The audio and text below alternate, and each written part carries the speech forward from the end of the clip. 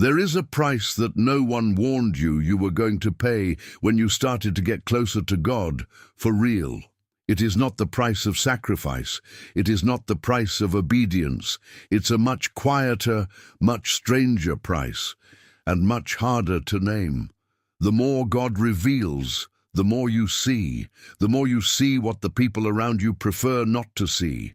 The motivations hidden behind the smiles, the pains that no one admits to carrying, the masks that everyone agrees to call their face. And then you say something, carefully, no judgment, simply what you saw, and the temperature of the room drops. They do not contradict you, they do not argue, they attack you. You are too intense. He is always looking for trouble. He keeps seeing things where there is none. The accusation is never about what you said. It's about the fact that you said it. You spent years assuming that the problem was yours, that there was something wrong in his faith, in his perception, in his path. But what if it wasn't a defect? What if it was just the opposite? Because what no one explains is that the more God illuminates your interior, the more unbearable you become for those who still live in the dark. Not because you do something wrong, but because their mere presence is already a pressure that their mask was not built to withstand. The isolation you feel is not abandonment. It is the exact cost of seeing clearly in a world that has made a silent agreement not to see. And in this video, I'm going to show you exactly how this process works, inside, out, and what to do when you finally understand that the loneliness that scared you was actually the sign that the transformation was working. Why God takes people away from you before he lifts you up. Nobody tells you that part. They tell you about the blessings. They tell you about the purpose. They tell you that God has a plan for your life and that this plan is good. But no one sits next to you and says honestly, before lifting you up, he will empty you, and emptying starts with people. Not for the wrong ones, not just for the toxic relationships you already knew you needed to go to. It also starts with the people you loved, for the ones you thought would be forever, for those who were part of your identity in such a deep way that losing them felt like losing a piece of yourself. And then they go. Some at a time. Others, little by little, in such a silent distance that it takes you weeks to realize that you are already alone. You pray, you ask why, you review every conversation trying to find the mistake you made, the wrong word, the moment when everything changed. And the answer you get is not an explanation. It is a silence that weighs more than any answer could weigh. Here's what that silence is saying. When God begins to reveal something to you about who you are, about what you carry, about the level to which he is moving you, the environment you occupy begins to become too small.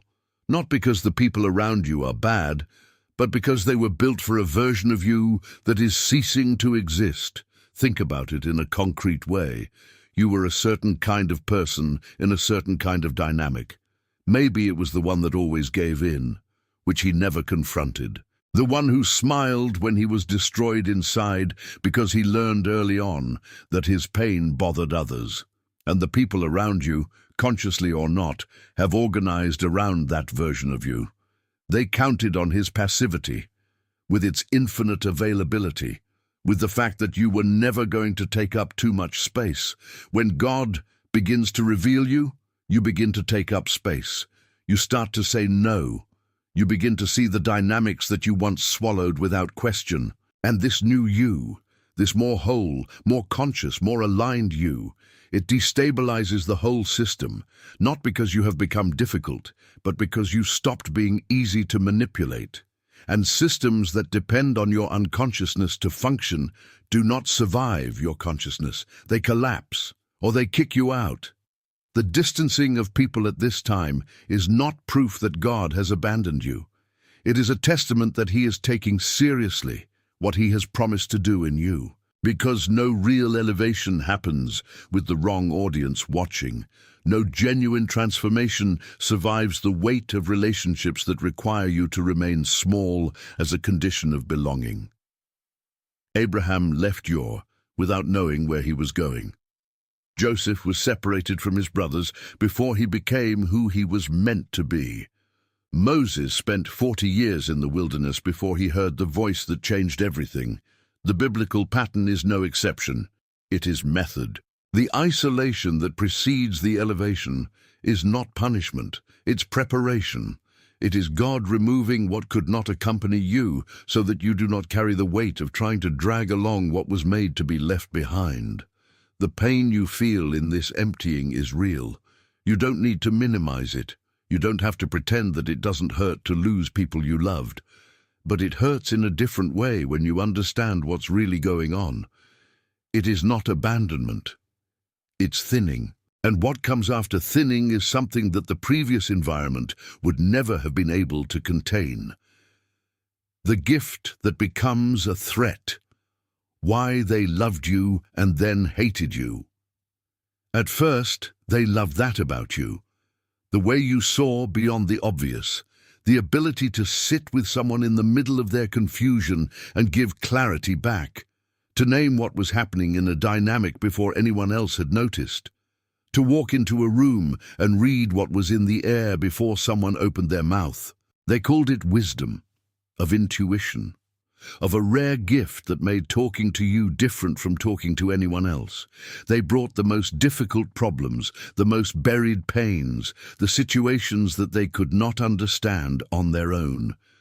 And you lit it up. He always lit up. For a while, this was exactly what the relationship needed. But there is a moment, a specific, almost surgical moment, in which the perception they celebrated in you turns to something they didn't want you to see, not something external, something inside them, a contradiction that they were avoiding, a pattern that they repeated without admitting it, a pain they would rather carry in the dark than have to look directly. And you see, not because he went to snoop, not because I was looking for it, you simply see in the same involuntary and inevitable way that you have always seen everything, and then you name it, carefully, with kindness, the way he always did, and something breaks. Not immediately. It is rarely immediate. It's more like a crack that appears in the ceiling, and you only realize weeks later that the entire structure is compromised. The energy changes. Conversations get shallower. The availability that was total begins to have unspoken conditions. Soon you realize that the person who said he could tell you everything is telling you less and less. That the friend who used to spend hours in your company now always has an appointment. That the partner who praised her depth began to call her suffocating. What has changed? You haven't changed. His perception has not changed. What changed was her target. While her clarity was in the service of their comfort, she was a gift. The moment they turned to something that threatened their self-constructed image, it became a weapon. And you, who have never wielded anything, are suddenly the aggressor. This is not random betrayal. It is a psychological mechanism so predictable that it has a name, it has structure, it has a pattern that repeats itself with almost mechanical precision in all kinds of relationships. People who have built their own identity on an edited version of themselves cannot tolerate those who see beyond editing, not out of malice, for psychological survival. The mask they wore long enough no longer looked like a mask. It became a face. And when you look at that face and see what's underneath, not because you want to destroy anything, but because you just can't help but see it, you become the greatest threat that person has ever encountered. Not because of what you did, because of what you are. And the love they felt for you, which was genuine, which was real, reverses with a speed that leaves you grounded. Because it doesn't make sense. You didn't do anything wrong. You were exactly who you always were. This is what no one explains. The gift that God has placed in you to see clearly will be celebrated by people until the moment it threatens their sleep. And at that moment, you will not be seen as someone who enlightens. He will be seen as someone who bothers him. The problem is not your gift. It never was.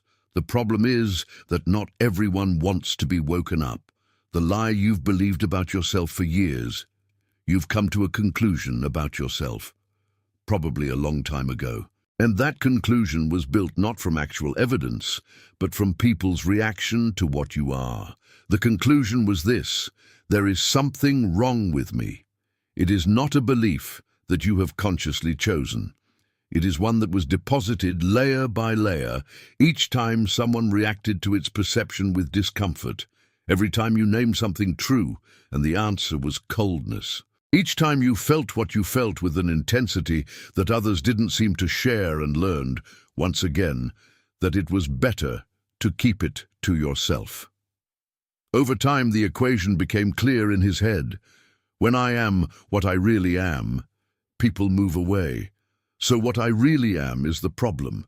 And then you started working against yourself. He practiced being less. He learned to filter what he said before saying it. It developed a sophisticated internal self-censorship system that calculated in real time how much of you it was safe to show in each environment. It was good at that. It was very good. So good that at some point he stopped feeling where the performance ended and where what was real began. Maybe I went to therapy, trying to fix the intensity. Maybe you've read about how to communicate better, how to be more approachable, how not to scare people with your depth. Perhaps you spent years trying to learn how to be the kind of person that others found easiest to love, and nothing worked, because you were trying to solve the wrong problem. The lie you believed is this: that your perception was a factory defect that needed to be corrected, that your ability to see beyond the superficial was a calibration failure that made you difficult to live with, that the people who walked away were evidence of how much you needed to change. But look what really happened. People didn't walk away because you were too much. They moved away because what you saw threatened what they needed not to see. The rejection was not a diagnosis of his character. It was a confession of their limits. When God reveals something to you, He is not installing a faulty system. It's giving you an instrument that most people will never develop. And precise instruments are cumbersome in an environment that operates by approximation. A calibrated thermometer seems like a problem in an environment where everyone has agreed to pretend it's not cold. The lie costs something concrete. It costs years of energy spent trying to be less than you are. It costs relationships built on an edited version of you that wasn't sustainable. It costs the distance between who you really are and who you learned to perform to be accepted. And the moment when God begins to undo this lie is one of the most disorienting there is, because it implies accepting that the problem was never you. And accepting this also means accepting that all those years trying to fix themselves were years lost in a project that was born from a false premise. It hurts in a different way. Not the pain of being rejected, the pain of realizing that you yourself have been your biggest censor for entire decades. But it is also the beginning of the only freedom that has real substance. The freedom to stop apologizing for seeing what you see, to stop diminishing what God has put in you, to fit into spaces that were never meant to contain you.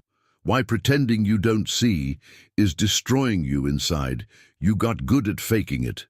He learned to sit in a room and watch a dynamic unfold in front of him with absolute clarity, without blinking, without betraying anything on his face. He learned to hold the observation on the tip of his tongue, to swallow the perception before it became a word, to smile at the right moment and agree with what he knew to be false. He called it maturity, of social wisdom, to learn how to choose battles. But it has a more accurate name for what you were doing. He was betraying himself in real time to buy a peace that never really came. And the price didn't appear at the time. It appeared later, accumulated, in a kind of fatigue that had no obvious cause, in an emptiness that grew even when the external life seemed stable, in a dull feeling that you were living lightly beside your own existence without really being able to enter it. When you suppress what you perceive consistently and for a long time, you're not just being still. It is disrupting the process by which you become who you are. Because perception is not a separate resource from you, it is constitutive. It's part of the fabric of what makes you you. To suppress it is not to keep a thought to oneself. It is amputating a central function of its identity, and the organism registers the amputation even when the mind tries to ignore it. It appears as anxiety with no clear origin, like an irritability that seems disproportionate, like intense dreams and waking up exhausted, like the feeling that something important is being wasted, but you can't name what. As a specific type of loneliness that persists even surrounded by people, because the people around you are relating to the edited version of you, not to what you really are. You've tried to sustain that for years. You tried to find the right level of suppression that was enough to maintain relationships without completely killing what was inside you. An impossible calibration. Because people who need their blindness to feel comfortable are not satisfied with partial blindness. They feel what you're holding. They feel the weight of what has not been said, sitting in the room as a presence that has no name, but that everyone understands. And this presence bothers them more than its clarity ever would. So suppression didn't save relationships. It did not preserve the dynamics. It didn't buy the belonging you were trying to secure. It only made the cost change address. Instead of paying with their removal, you started paying with the removal of yourself. God didn't give you the perception to bury it. It didn't equip you with the ability to see so that you would spend your whole life pretending to be blind so as not to bother those who prefer the dark. The gift is not a burden that you manage. It's a responsibility you honor, and honoring it will cost you some relationships. It will cost environments. It will cost the version of you who learned to be small, to fit into spaces that weren't made for what you carry. But what you'll regain is something that no relationship built on your suppression could ever give you. You will regain access to yourself, the feeling of being whole within your own life. To think a thought and recognize it as your own without the automatic filter of self-censorship. To feel what you feel without immediately calculating whether it is safe to feel it. This is not a spiritual luxury. It is the basic requirement for any life worth living. The loneliness that looks like punishment but is protection. It has a kind of loneliness that is like no other. It is not the loneliness of those who have no one.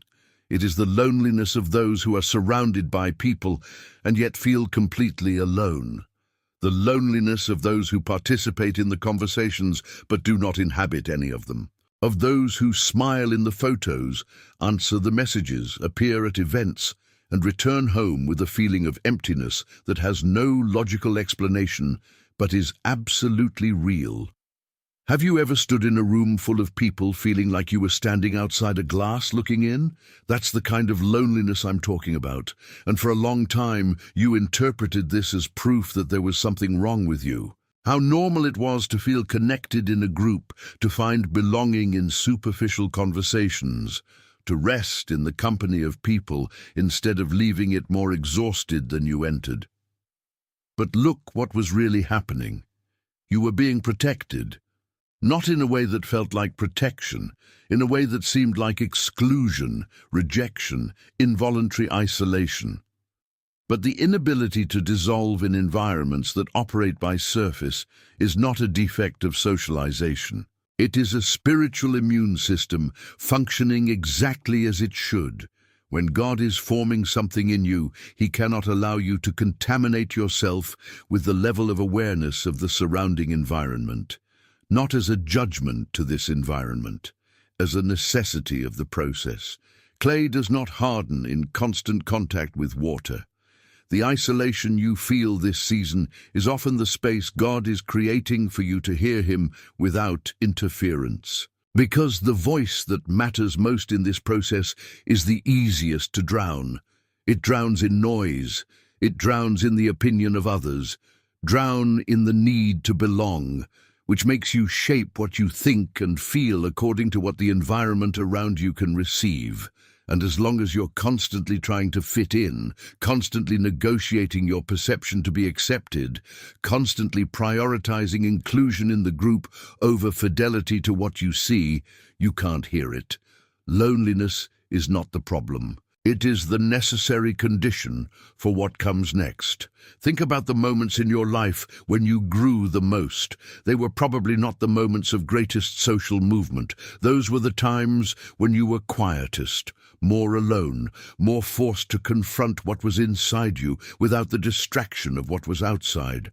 What seemed like punishment was school, and the distinction matters a lot, because how you interpret isolation determines what you do with it.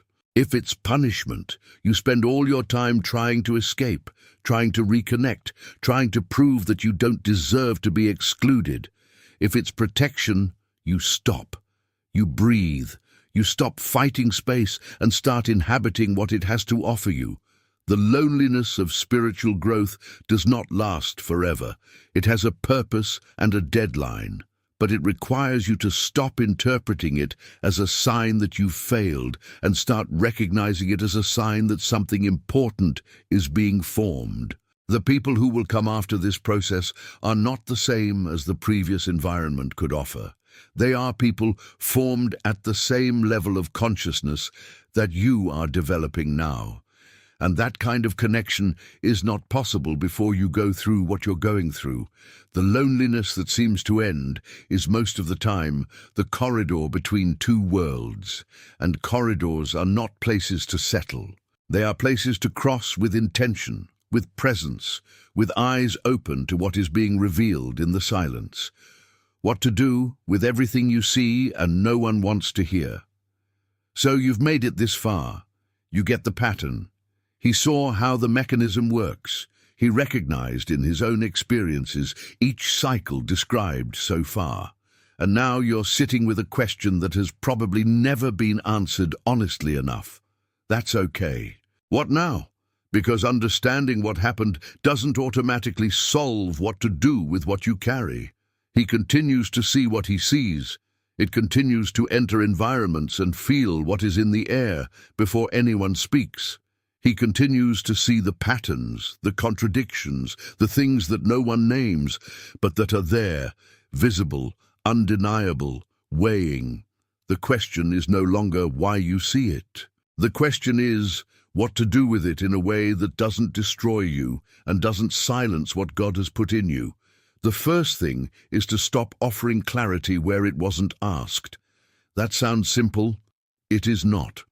For those who see naturally and involuntarily, there is a genuine impulse to illuminate, to help, to name what is happening, so that the people around them can free themselves from what they are not seeing.